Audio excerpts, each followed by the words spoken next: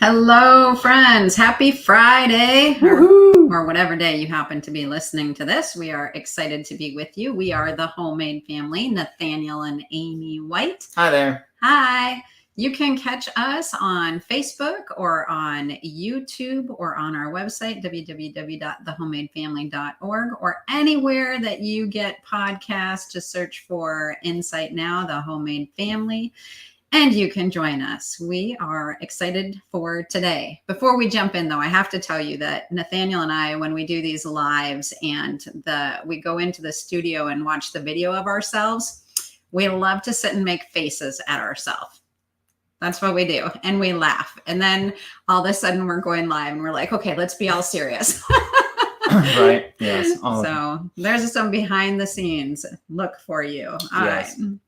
All right. So today we're talking about breaking up with culture.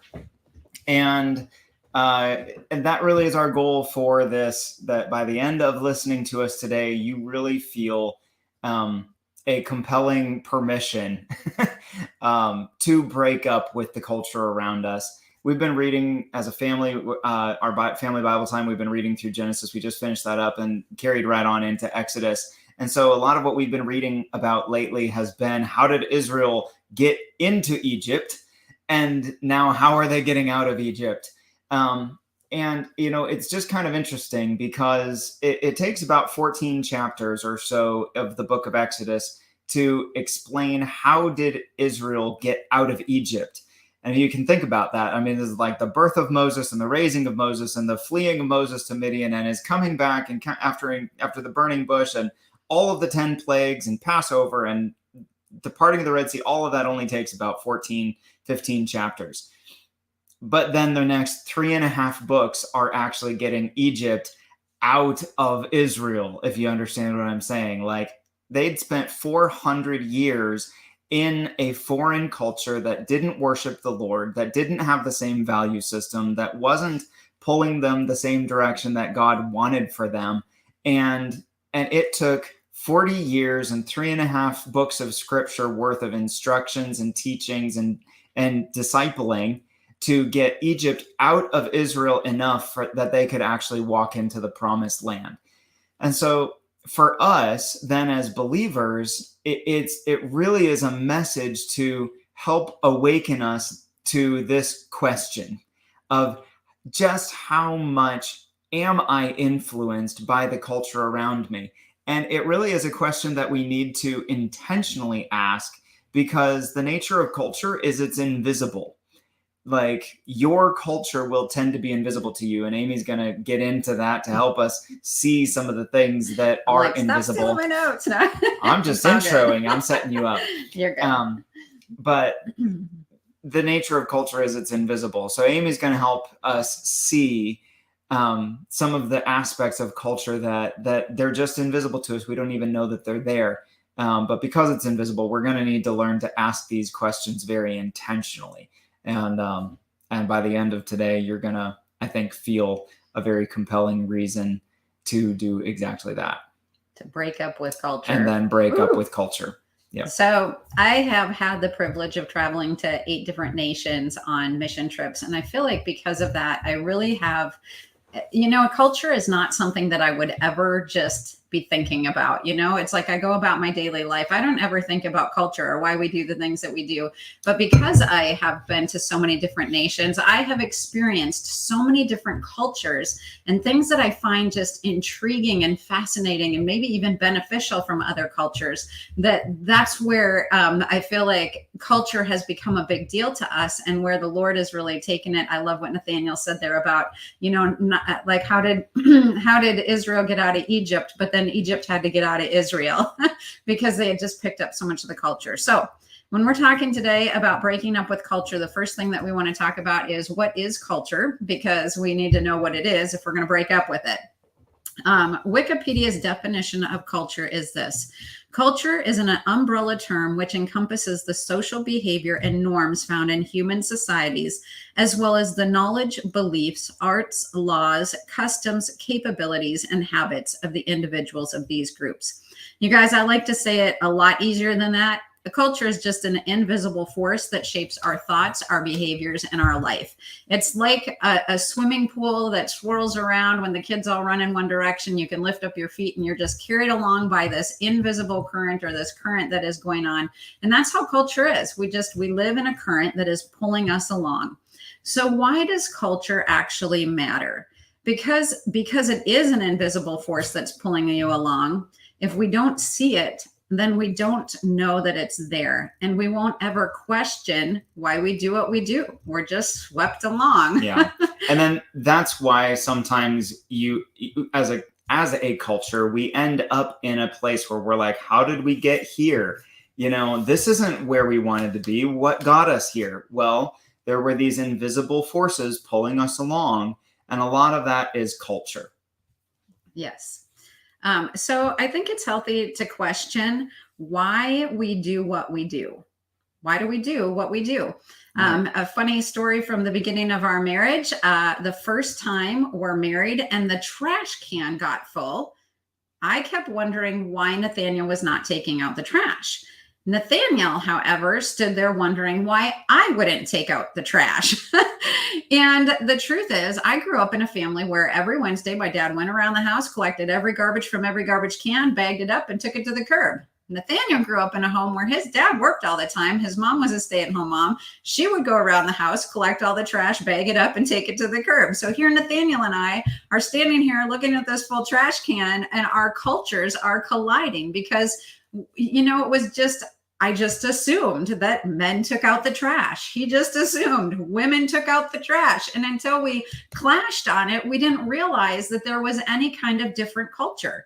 The same thing is an American culture. We very much value our independence in the United States of America. Watch out. Most kids, me included, were like, I can't wait till I'm 18 and I can leave my parents' house and do whatever I want, If you say, you know what, I'm 40 years old and I still live with my mom and dad, like that has a negative connotation. Yeah. Because our what culture are you doing with your life? I know, like, are you doing nothing? Why would you want to live with your parents?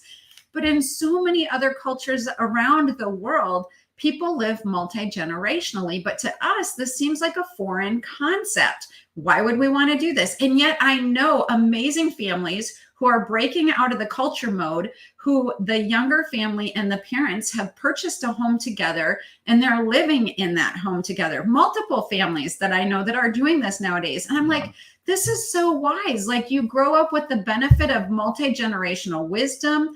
Not only that, you can cut your mortgage payment and utilities in half, like there's so many benefits to this.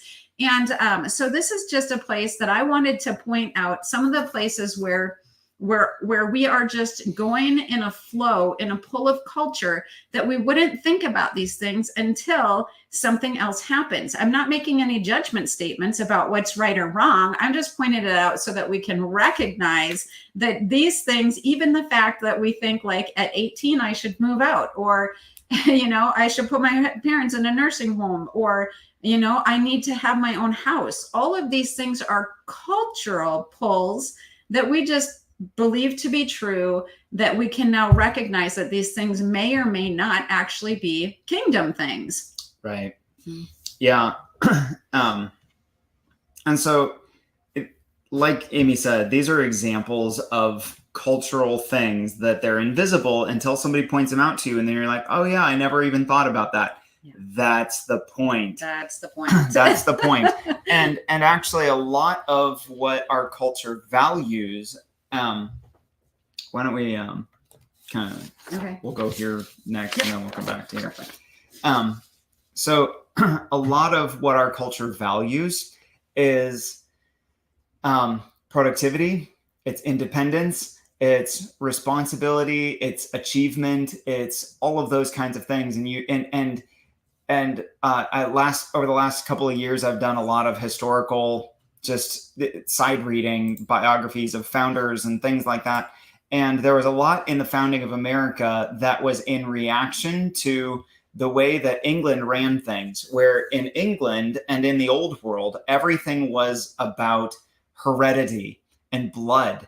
And what did your blood bestow upon you? Like, you have this title that's been in your family for 20 generations, and that's why you are Lord so and so.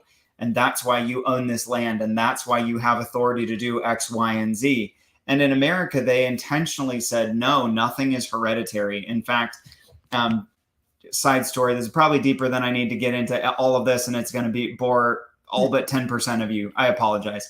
But George Washington actually got into a bit of trouble because he and a number of his generals started an organization that membership in the organization actually did pass through hereditary lines. And that was like so opposite the value system of what founded America, that they actually got into some heat and some trouble. By the way, that organization still exists. But anyway, that value system is so ingrained in how we think as Americans that you have to establish and do these things for yourself, that some of what it has created is actually what I think is bringing destruction and detrimental impact on family. And so just zooming way out, let's just zoom way out. If you'll come out to the really big satellite picture of our national culture and Western culture in general, we just kind of, I want to ask some questions. Like, let's just look at family culture within this context, okay? And ask ourselves, when we look at the culture around us, do we see family being done the way that we want to do family? Do we see the fruit in family that we want to have in our own homes? Do we see kids thriving the way that we want to see our kids thriving?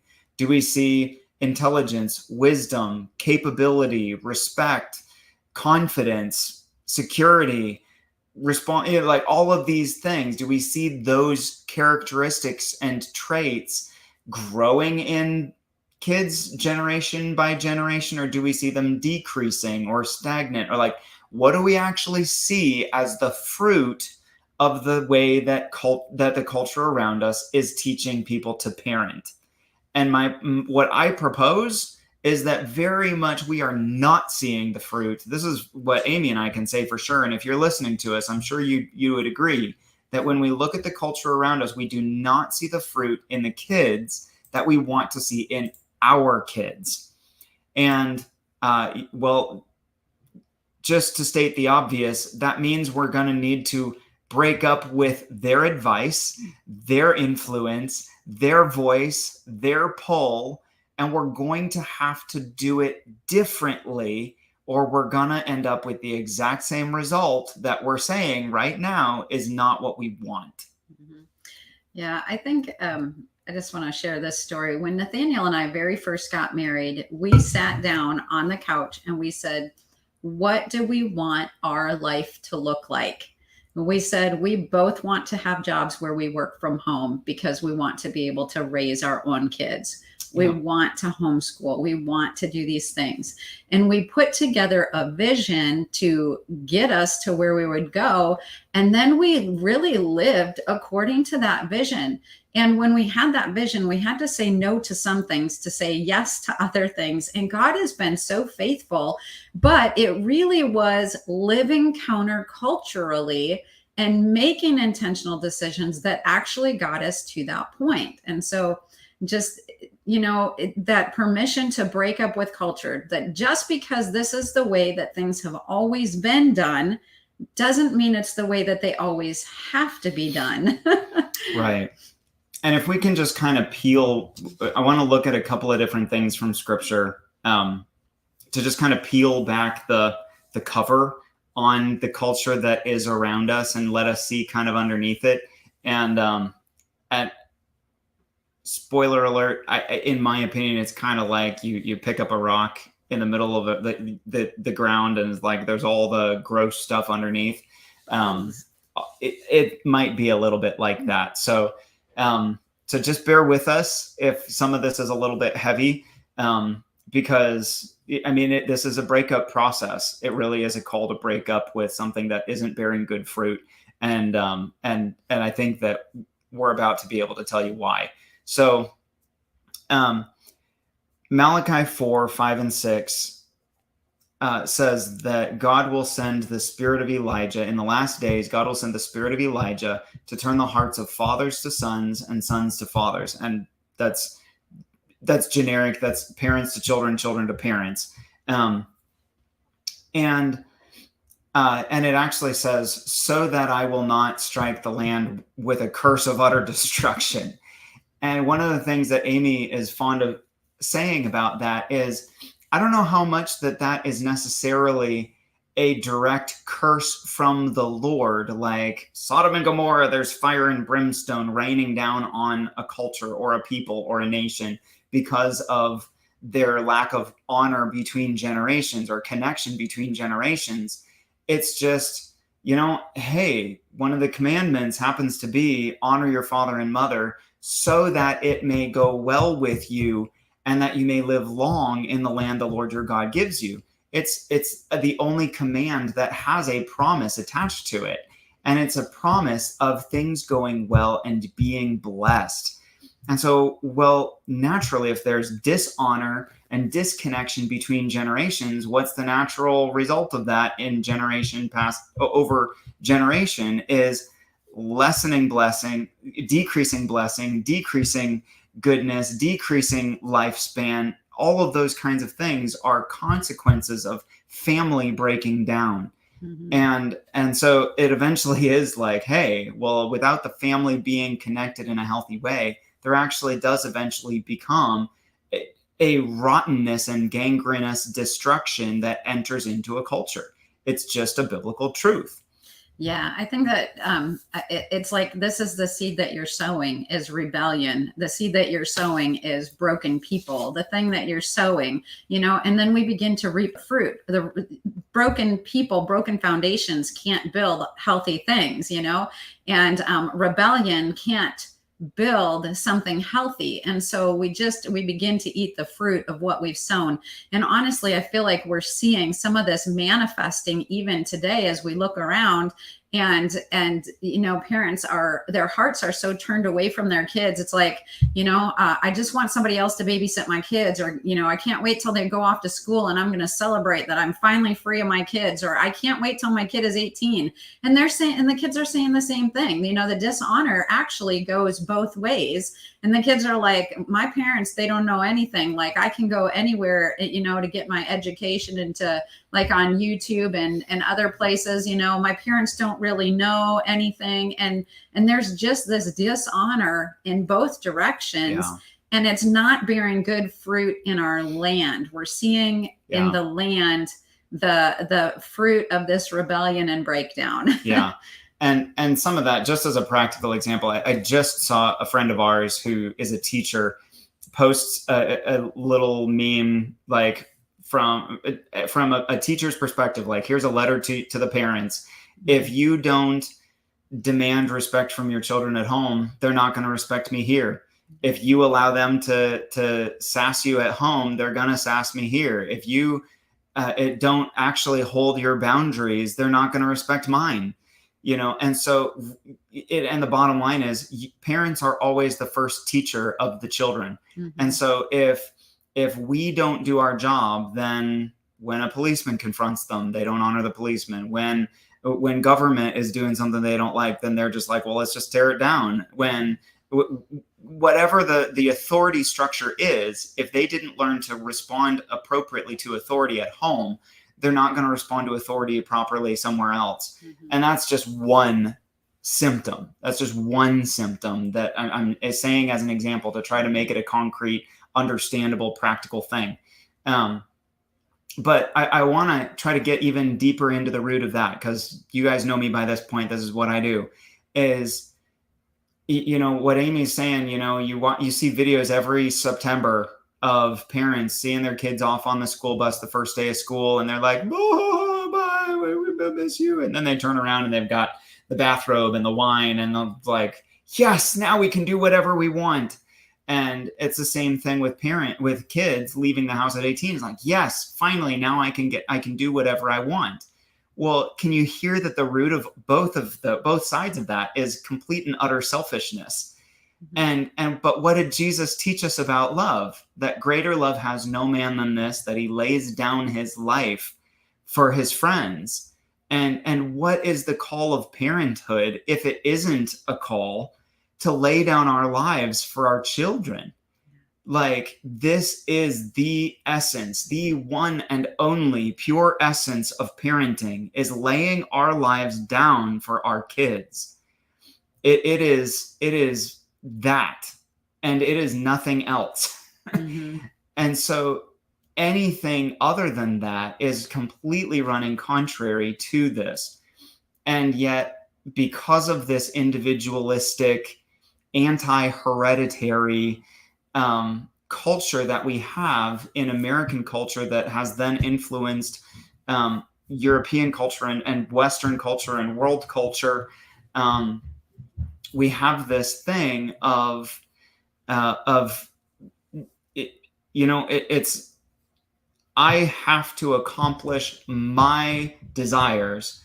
I need to live my career. I need to live my life. I need to accomplish my goals, because that's what the culture values. You have to achieve, and you have to perform, and you have to accomplish, and you have to do it on your own, and it has to be independent. And there can be so much pressure on that one point that we will even sacrifice our kids to that accomplishing. And there is a spirit behind that the same spirit was around in biblical times, and God actually had to warn Israel against it. He said, don't sacrifice your children to Molech. And it was literally, it was human sacrifice. And you can see an example of it, that Hezekiah, a good king, his own son Manasseh sacrificed one of his sons to Molech, and it says he made him pass through the fire. But it was a human sacrifice. And maybe somebody says, oh, well, we don't have that in America. Like, well, let me very softly and compassionately say, there have been more than 60 million babies killed through abortion since Roe v. Wade went through the Supreme Court. Because we don't have the time or the money, like, it's my life and I can't handle this right now, so I'm not going to. If I have this baby, then it's going to ruin my career. If I have this baby, I'm not going to have the money to support it. If I have this baby, I can't, it's going to ruin my life. And so this is the same spirit, that we are literally sacrificing our children and our families for the sake of prosperity. Yeah. But there's another layer of it, just in how we live our lives. Like, you want to talk about that? Well, can I talk about okay. So we have been reading in the book of Genesis, like we said earlier, and this. By the way, like I said, we apologize. We know this is a bit heavy. Yeah. We'll get to some happier stuff here in a second. Just bear with us for a second. It is hard when we come to a realization and we need to come to repentance. And like I said, like all of us are in process, and it's okay. But until you recognize something's broken, you can't heal it. Yeah. You have to actually recognize it first. And so we were reading in Genesis, and it was when Pharaoh came to the Israelite midwives, and he said, you know what? In Exodus. In Exodus, yes, he came to the Israelite midwives and he told them, you know what, these people have become so numerous. I want you to kill all the baby boys. And they're like fearing God, and they don't want to do that. But he said, and then the way that we're going to keep them in captivity and from prospering and multiplying, the way they were going to keep them from prospering and multiplying was two ways. One, to kill their babies, and two, to keep them busy with work. Yeah. He would strap them with labor. Yes. And that would keep them from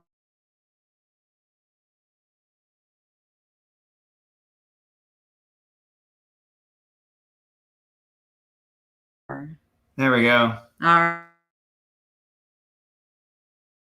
We're back. We're back. I don't know if you heard that or if it was just that. completely blank. So But let's just repeat that. That the Israelites are multiplying and becoming so prosperous that we need to kill their babies and we need to keep them busy with work, with labor. This is how they would keep them from prospering and multiplying, was actually to give them too much work to do and to kill their babies. And you guys, this Egypt is a biblical example of the world system. And so what is the world system? The world's culture put on us is that we would labor so intensely that we would be willing even to kill our children for the sake of prospering in labor. yeah. And that actually is a way of oppression for the people. It's Right. not God's plan. It's not the prospering. Yeah. And even then raising our kids into the same slavery slavery. Hey, we've got to get up for the morning sports practice and we've got to run to this event. And we've got to run to that event. And we think we're serving our kids, but we're actually enslaving them. Yeah. To the same system that enslaved us. Yes. Now, I am not saying don't work, sit around and do nothing. No. I'm saying let's be aware of the fruit of this system. Is it healthy? Is it bearing good fruit in our children? Or are our children and ourselves more depressed, more anxious, more disconnected, more broken, higher suicide rates, higher depression rates, lower levels of education and ability to perform on the job and pass more classes, emotional and instability, all of these things. Yeah. And so we need to say, if we're bearing bad fruit, then what can we change in order to bring a shift to this culture? Yeah. And so that change starts by recognizing the other spirit at work in all of this, which is the spirit of mammon, the spirit of money, and a deep, deep, deep question that all of us need to address is, who is our provider? If we feel the pressure to be our own provider, like, I've got to pull myself up by my bootstraps, I've got to do this work hard, I've got to do all this stuff. If we are our provider, or if our job is our provider, or our employer is our provider, or whatever it is, if that's the pressure on us, then we are likely accidentally, unknowingly serving the god of mammon. But if we know that God is our provider, then we are trusting that as long as we are living for him and from his design and towards his design, he is going to meet our needs. The word provision is provision. It's not just money, it's supply for a vision. And that really is what begins this breakup. Well, the first step of the breakup is realizing that you're in a toxic relationship with a spirit of mammon and a spirit of Molech. And you want nothing to do with that fruit that it is bearing in the culture around us. And you're like, God, I'm sorry. I want nothing to do with that. I want my family to serve you. And so then here's the great thing is you get to then dream with the Lord. What do you want your family to look like? What does it look like for your family to be holy unto the Lord, to serve the Lord, to love the Lord, to walk with the Lord all of the days of their lives, to be fully thriving in life, to be confident and courageous and secure? Like, what does that actually look like? And then you get to go to the Lord and say, God, this is what I think your plan for us is. How do we build this? How do we help lead our kids into this? How do we get free from the things in us that isn't there yet either? I got too much Egypt in me still. Can you help get this out of me? And this is when we as families get to start having God deliver Egypt out of us. And we get to stop living for the world system, enslaved to the world system, building the wealth of the world system. And we get to begin moving towards a promised land where there's actually thriving generations connected in honor, and blessing increases generation by generation. Yeah, we're running out of time here, but I'd like to just give you some really helpful just questions that you can sit down with God.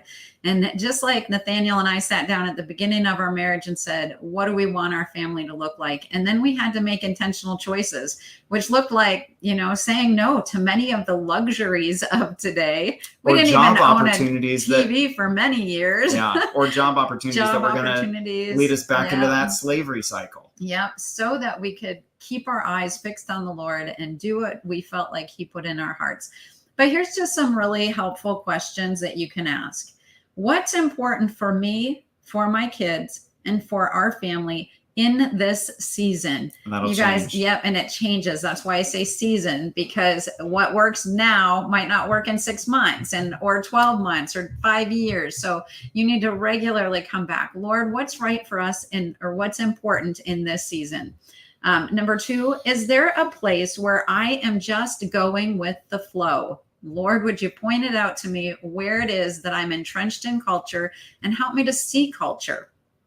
Are there places where I need to step out of what culture is doing? Mm-hmm. What do I want for my life, for our lives, and for our children's lives? What is the vision? What is the goal? What would you like to see happen? I have a dream. I have a dream. And then begin to write some simple steps that can help get you there. And then what will it take to get there, to get us there? Because sometimes it's you and sometimes it's family and sometimes it's kids. And then begin to just be intentional to make those things. When our kids were little, I had a dream that one day we would sit around the table reading our Bible and that my kids would be sharing what the Lord is teaching them. Yeah. And we are this close to being there. My oldest is 14, the next is 13, and then I have a 12-year-old. And my younger ones are there, but this was layers upon layers, us reading to them when they were little and then reading through the kiddie Bibles when they started to read. And now we actually read the real Bible and we invite them. We're teaching and training. It's strategic. It's intentional. We haven't made it to the goal yet, but the vision is what keeps us making intentional choices to let's not turn on the TV tonight. Let's do this instead. Or, hey, when we get up in the morning before we run out the door, let's make sure that we do this. So these questions can help you recognize where you've just been going with the flow and where we can stop and intentionally build what the Lord has for our family to help shift culture in general. Yeah. And just to help keep this from being overwhelming, because it probably is a really, really big shift. If this, especially if this is new, and you're just starting this process, hopefully this is life-giving to you, even though it's heavy. Hopefully it's like, oh my gosh, this gives me language that I've needed to understand. I've felt this hunger for something different and I just haven't had the confidence. And hopefully that's what you're experiencing right now is this infusion of confidence to actually break up with the world system, to break up with culture and give God permission to create something completely brand new inside of you and in your family. But just to help it not be so burdensome, just ask the Lord for priority number 1. What is one change to make first? What's the one change to make first? Mm-hmm. And you make that for 3 months, it'll be a habit. Then you ask him for another one. What's the next change? Make it for 3 months and it'll start being a habit. Those just one step at a time. And believe me, a year, 2 years, 3 years down the road, you're going to be amazed at where you're at. Yeah. Also encouragement for you guys who are already living this life, have already broken up with culture, because culture's pull is so strong. It sometimes feels like, oh my gosh, I'm not doing it right. Or you want to keep going, like the pull is strong. I know for us, we've made intentional choices about sports or schools and it's like, but my kids are missing out, but we're missing out. But the truth is, no, we're not. The Lord is doing something. We're giving them something different. It's actually the world that's missing out. Right? Yeah. So Stacy Switzer says, keep it coming. This is so good. And Chris Bassett says, great job. Such a healthy lens to keep. Anyway, we give you permission to break up with culture, to build kingdom families, and to do something different. And we encourage you guys in that. Lord bless you guys in that. Bless you, bless you. We will be here again next Friday. Looking forward to hanging with you then. Yes. Have a great week until then.